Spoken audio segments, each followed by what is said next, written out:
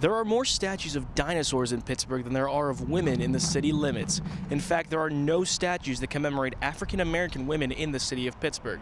However, later this month, that's going to change. Pittsburgh Mayor Bill Peduto has assembled a task force to replace the Stephen Foster memorial statue right behind me in order to find a better memorial for an African American woman who has impacted Pittsburgh. According to an email from the Office of the Mayor, Peduto has assembled a task force on women in public art in order to pick a candidate for a statue that will be replacing the Stephen Foster statue on Forbes Avenue in Oakland. The statue is surrounded by not only the University of Pittsburgh's campus, but alleged racist context as well. A poll is being held online for members of the community to voice their opinions on the statue and help pick the candidate. There are statues all over Pittsburgh, and yes, dinosaurs own a fair amount of those statues, like this one right next to the Stephen Foster Memorial, a Brachiosaurus next to the Carnegie Museum. And how about these ones from PPG Place in downtown Pittsburgh? Thousands of people walk right by this prehistoric trio every day, but they don't walk by any statues of women at either location. Even memorial statues on the North Shore that commemorate men and women in the military do not accurately represent women in the city. At the Vietnam Memorial on the North Shore, women are only represented as someone welcoming their husband home from war. Terry Baltimore is the director of neighborhood engagement of the Hill House Association, and also a member of the board choosing the statue replacement. I think it says that we're not taking into account all of the women in Pittsburgh who've made amazing contributions to life in Pittsburgh.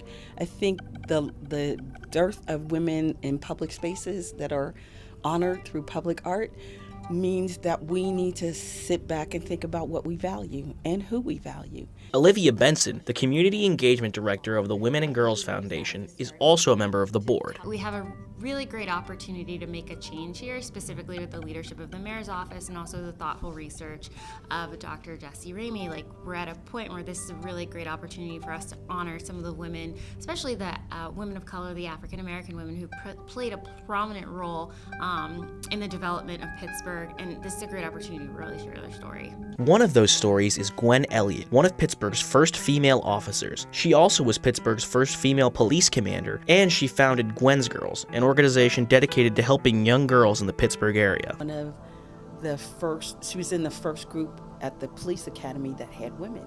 And so they were breaking down barriers in an all-male setting. Gwen Elliott is another one whose legacy is just so impactful to the city of Pittsburgh through Gwen's Girls and just her work and really being inspiring and championing and elevating the conversations around Black girls. Though her story is one to remember, the only police memorial in Pittsburgh is on the North Shore. This commemorates those killed in action, but the statue is of a male with his dog, and there is no physical representation of women police officers. Another woman who meets the credentials of the board is Selma Burke. Burke was a Pittsburgh artist, and one of her biggest accomplishments was sculpting President Franklin D. Roosevelt's head, which was later used as the artwork for the dime. She did the image of President Roosevelt that appears on the dime, and she spent a lot of time encouraging young people in African American communities to think about the value of art in their lives. So she's somebody to consider. I think that, now when you look at a dime, it's a completely different perspective that you have, and seeing that her work was so instrumental in the design that's on our currency now. And if you're not necessarily a historian, you wouldn't realize that. Though the statue is shrouded in alleged racism, Baltimore and Benson both agree that the statue does not need to be destroyed in order to remove it.